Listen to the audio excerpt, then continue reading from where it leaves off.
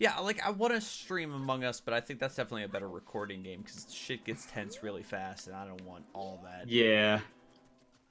Sometimes it's better to have the ability to edit stuff out. What time are we at? Still only 6, eh? I'm just because the guide is broken up into different parts here, so The fuck? The read had stunned me from there? That was weird. okay, so let me just see here. I Go can't to the see cave to the dick. north. Where's Tingle? Oh, he's way the fuck up there. Okay. He's like, help! There's ghosts.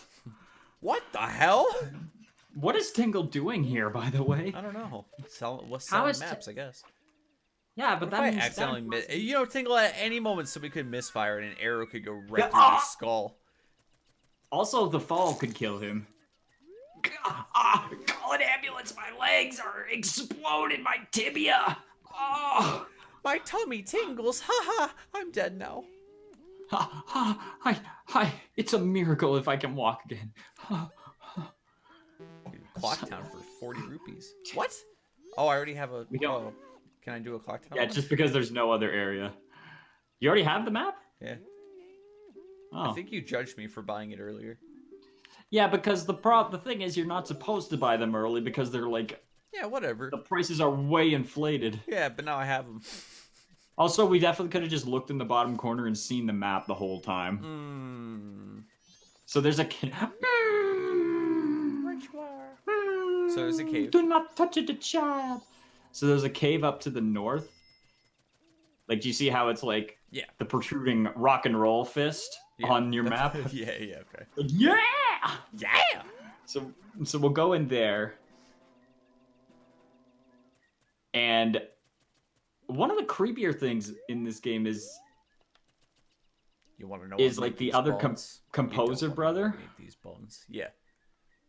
He's just like super evil and killed his brother. But we have the Song of Storms, so we play that here.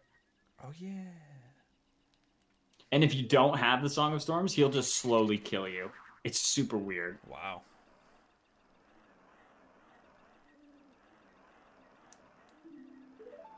I like his face. Something about those eyes with that mustache is really cool. I like his little curly Q up top too, little cinnamon bun. Yeah. But it looks like the kind of hair that works with a hat only, because like if he took off the hat, he would just have like just awful hair. He looks kind of like Gus You know what Johnson, I mean? the YouTuber, not the football guy. Hurt my feelings, Denzel Ward. I love that call. Make it a point to watch Cleveland games now. Every time he does something, I'm like, oh, hurt my feelings. He done did it. Oh yeah, this is creepy. So now, yeah, it's super creepy. Happy Halloween, everybody. Yeah, happy spook. So what we'll do is now you get the stone mask on, I believe, because we have to get into the house. And in order to do that, first of all, the whale makes the circus music start. That's not creepy at all. It's terrifying. It is pretty much less creepy during the day. Stupid Gibdos. Oh, this part of the game is creepy. It's amazing that they could achieve this level of, like, unsettlingness, I think would be the word, with the Nintendo 64. Yeah, it kind of goes back to what we were talking about with Phasmophobia, where like that game does not have good graphics. It really doesn't, and yet it might be one of it might be one of the best Ghost games, and it might be one of the scariest Ghost games. And the ghosts don't really look that scary either, but because of the environment and because of the way things are designed in the gameplay, it's fucking terrifying. Yeah, I was too much of a wuss and too much of a bad computer haver to play it. but I saw a clip that Tony played, or that Tony showed me, and the way the audio was used was I really liked, and I would love that to show up in something else. It definitely, yeah, the fact that I could, like, the radio goes out, but you could still hear muffled voices from like another room. Yeah. It's so awesome.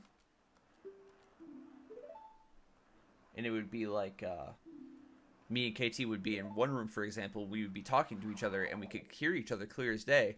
And then we could hear Jesse and Barry in the downstairs room talking, but it's okay. So I found this over here. Okay, so Yeah. Oh man. it's Oh man. so cool. It's like it's such good sound design. It's fucking wonderful. Is there anything else I'm doing in this room, or am I just going in that house? Nope.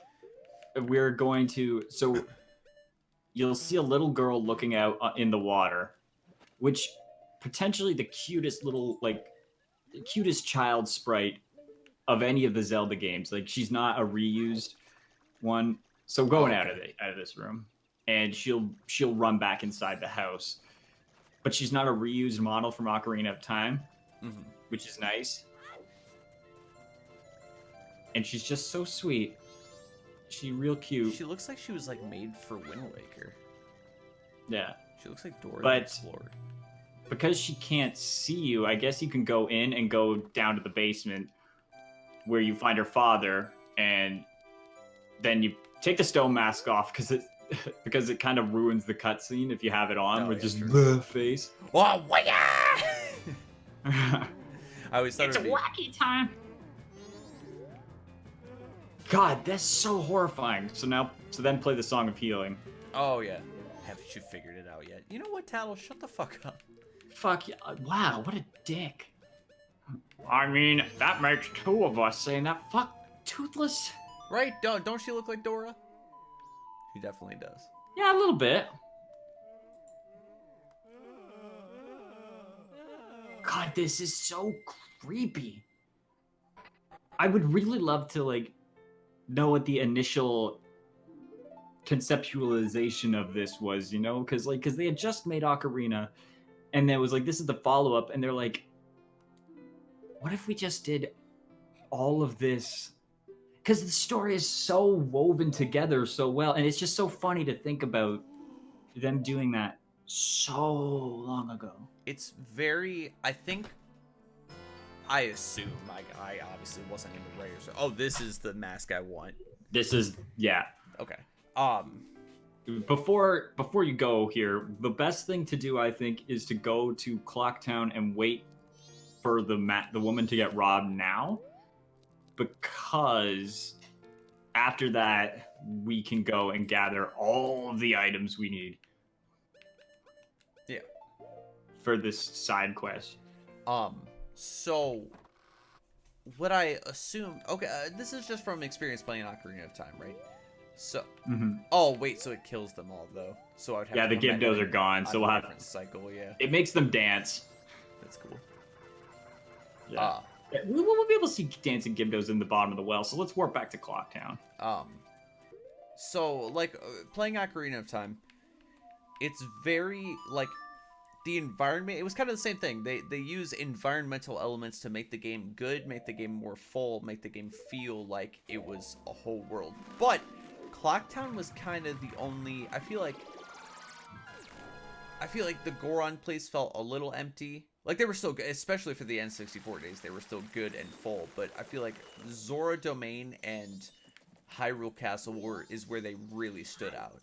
Where it's like, wow, these are people living in a place. Hyrule Castle is what you meant. You said Clocktown at first, so I was a little confused. Oh, did I? My bad. Yeah. So, like, I think they took that and they were like, okay, what if, like, the whole world felt like that? Where it was like, every person is an individual. Like, this kid, I'm going to interact with 3 times in this game. This banker, I'm going to be interact. Every door in here is, like, everybody matters. Every person matters. Every person has their own route. Every person is in a different location at a different time. And because time is an added element, it makes their lives... watch out the sisters! I'm sorry. We had so many problems with the sisters. It feels like, I guess we could talk about this. I'll put the time back to normal.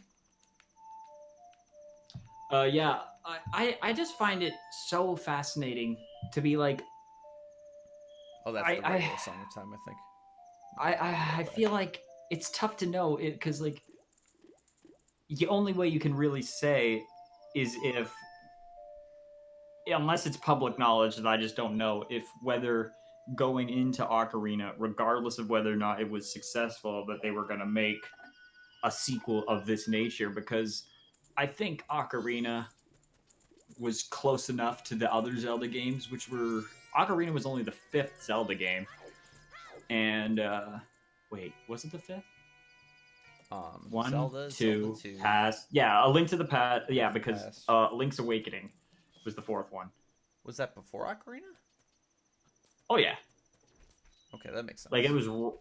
Yeah, I think it was 94. Um, but those games all had a loose story that was pretty self-contained. Right. And not that this one's not self-contained, but it's like it's definitely not a loose story. It's not like almost doesn't feel you like are.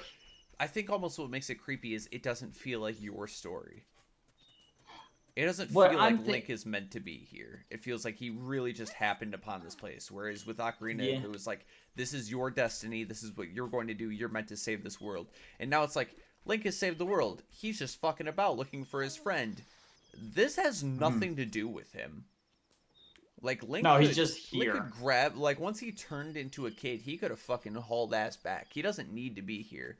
But there's a world in trouble, and nobody, this time around, I feel like nobody's asking him to do it. He just wants to do it. You know what I mean?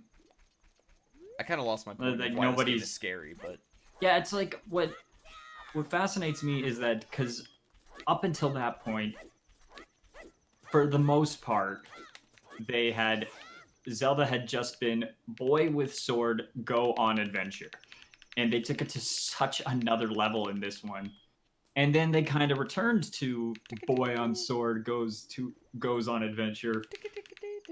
And then Breath of the Wild came out. Like, is that a hot take to say this one, or like Breath of the Wild is most comparable to this one because it's just so many layers of depth to the story. Like, they all have story, but this one I think has the most unique. I would say Breath of the Wild is interesting because it is a pre-established story, and it is you're the hero and blah blah blah. But then it's but like so much more to it. Yeah. I don't know. It's hard to say. It's like I don't think at its core this one or Breath of the Wild really boil down to boy with sword adventure. Like, I think that's a gross bastardization of what the actual game is, and I guess you could make that argument for all of them. But like, right, for sure. Wind Waker at its core, that's boy with sword goes on adventure. As much as I love it, Twilight Princess at its core, that's boy with sword goes on adventure. Yeah, but I do think it is. It kind of adds an element to a charming factor when it's like, you're not. Okay, how many do I want to say? Oh boy, we got a long. So, I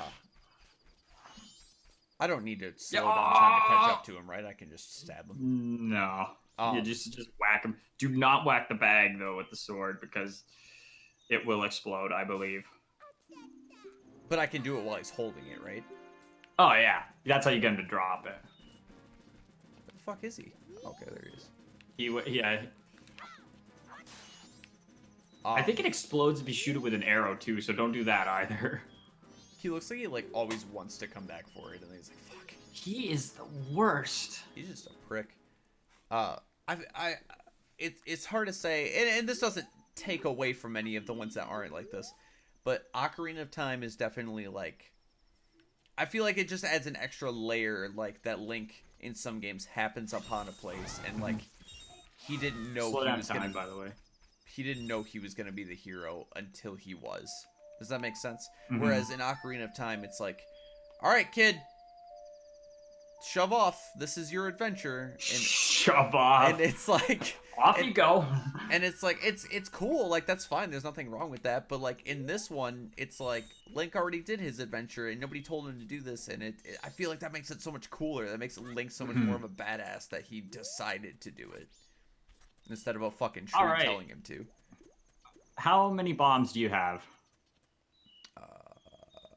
I'm doing a checklist. I have a very, very specific checklist for this item gathering. 20. We're going to need all of this. Where am I going for this, do you think? You got 20. Oh, we're going all over the place. Like, let me just real quick. Not my peen. There we go. Oh, Toothless, you're kind of here. I got you, buddy. Showed the sisters and Tony's peen in the same VOD. This one's definitely not making it to YouTube. So, here's what we need. 5 magic beans. Oh, God. 10 Deku nuts. Okay. 10 bombs. A fish. Milk. Blue potion. And a powder keg. What? I told you, this is a crazy item trading sequence. Okay. I have no earthly idea where we're going to get magic beans right now. I could just go to a place and buy them, right? But the only place I can think of... hold on. Oh, go into the Clock Town. It's right here, actually, because it's weird. Follow this thought. So you know how we can normally go to the Southern Swamp? Yes. And get them? But we gave that dude the land title deed. Yeah, you're right. Yeah, so he's there. So it's like everywhere you could buy from person is now an area before. All right, considering I was real worried about vocalizing that thought because I wasn't sure how it was going to come out, but it came out, I think, as best it possibly could. Yeah, it made sense. So yeah,